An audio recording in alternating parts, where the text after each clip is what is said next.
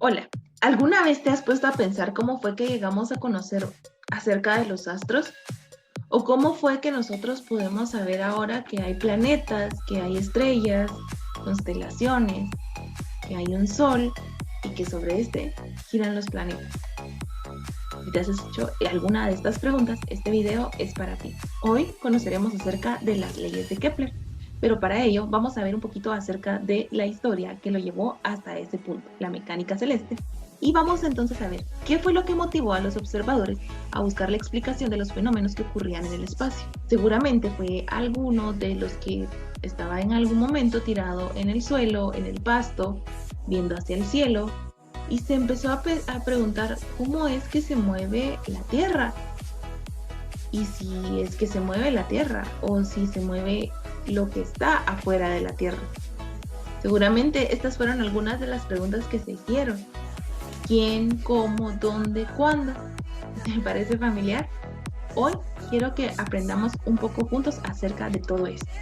Vamos a empezar hablando de que al principio se creía que todo lo que ocurría en el espacio era por arte de magia.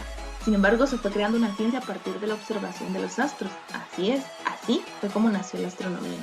Muchos pensadores no podían solamente dejar a la imaginación o a que creyeran que sí, efectivamente, la magia era la que hacía todo ese movimiento. Tenían que buscar más allá y tenían que ver qué era realmente lo que pasaba.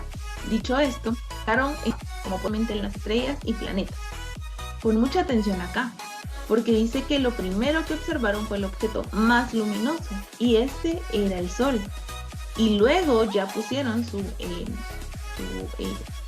ideas y sus observaciones en la Luna, para luego fijarse en las estrellas y por último en los planetas. Sin embargo, vamos a ver que muchas de estas cosas que nosotros conocemos hoy se tomaban como herejías en la antigüedad. ¿Por qué te digo esto? Porque Ptolomeo creía que la divinidad era la causa del movimiento del universo. Creía que la Tierra era el centro y que alrededor de ella habían 8 esferas rodeándola. Sí, así como lo escuchaste. Aún fijándose en que el Sol era el objeto más brillante, creían que la Tierra era quien estaba en el centro y que alrededor de ella habían 8 esferas más. 8 esferas. O sea, ni siquiera eran planetas. Pero esa fue la forma en la que lo idearon, o lo que le ideó Ptolomeo. Y por muchísimos años esa fue la idea que se creó.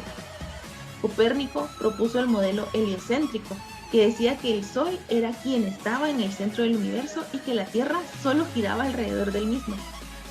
¿Puedes creer que a Copérnico se le creyó que era un hereje por ir en contra de lo que se conocía?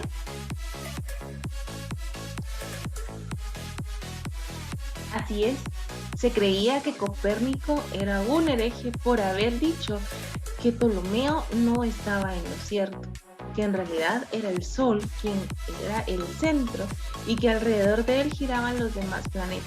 ¿Te imaginas eso? Herejía. Entonces, que Copérnico ideó un sistema de epiciclos en el que cada planeta se movía en un círculo superpuesto a su gran órbita circular alrededor del Sol. Después de todo, Copérnico no estaba al 100% seguro de lo que decía, o en realidad él no tenía la verdad en lo que él decía. Porque vamos a ver más adelante que en realidad no se movían en órbitas circulares. Pero lo que sí podemos decir es que el Sol es el centro del universo, el centro del sistema, y que alrededor de él giran los planetas. Pero eso fue mucho tiempo después, porque como te digo, antes se creía que eso era una herejía, porque él iba en contra de lo que los demás decían, de lo que Ptolomeo decía, era una figura de autoridad. Se cayó la voz de Copérnico y a cualquiera que creyera que Copérnico tenía la razón, se le daba por desterrado. En realidad no valía mucho esta opinión. Luego vamos a ver que Brahe, para apoyar estas ideas o para saber realmente quién era el que tenía la razón, diseñó y construyó aparatos enormes que al ser fijados permitían realizar mediciones de gran precisión. Sus procedimientos resultaron eficaces. Todo esto lo hizo gracias al apoyo del rey Federico II, quien donó la isla de Hven para construir el castillo de Uraniborg, que significa Castillo de los Cielos, y ahí se dedicó a construir todos estos instrumentos necesarios para efectuar mediciones. Esto permitió no solo Brahe, sino a demás científicos, conocer más allá de lo que había. Luego a ese castillo se le llamó el Castillo de las Estrellas, debido a todo lo que se pudo observar gracias a él. Los procedimientos de Brahe resultaron eficaces y los datos que obtuvo eran de una precisión asombrosa.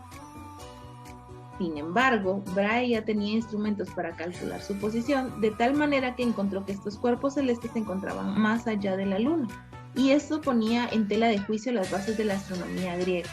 Los cielos no eran inmutables, cambiaban, y ahora sabemos que los cielos están cambiando, pero en realidad el universo está en expansión. El mismo Brahe no dudaba de que la Tierra fuera el centro del universo, pero al mismo tiempo admiraba el modelo propuesto por Copérnico, así que decidió hacer su propio modelo combinado con los dos anteriores, un modelo geoheliocéntrico. ¿Te imaginas eso? El Sol era el centro y la Tierra también lo era, al mismo tiempo, porque apoyaba las dos versiones, la de Ptolomeo y la de Copérnico. Después de Brahe vinieron otros científicos y uno de los más importantes fue su asistente, Johannes Kepler. Fue asistente y se dedicó a estudiar la órbita de Marte. Concluyó que la órbita de Marte no era un círculo, sino una elipse, y de esta manera promulgó sus leyes. ¿Recuerdas quién había dicho que giraban alrededor del Sol en círculos? Copérnico, exacto. Pero Kepler se dio cuenta que al estudiar a Marte, su órbita no era un círculo, sino que era una elipse, lo que permitió entonces conocer las leyes que hoy manejamos todos, las leyes de Kepler. Pero, ¿sabes cuáles son entonces las leyes de Kepler? Acompáñame a hacer un pequeño recorrido sobre las mismas. Vamos a ver que la primera ley dice que cada planeta se mueve alrededor del Sol en una curva llamada elipse, con el Sol en un foco.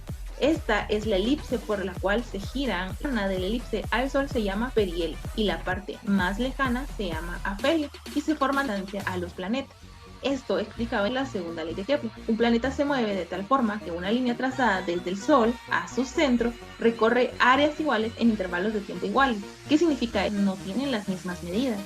Sin embargo, él concluyó que sí tenían los tiempos iguales en intervalos. La área tardaba un mes, esta misma área en recorrerse tardaba un mes. Por lo tanto,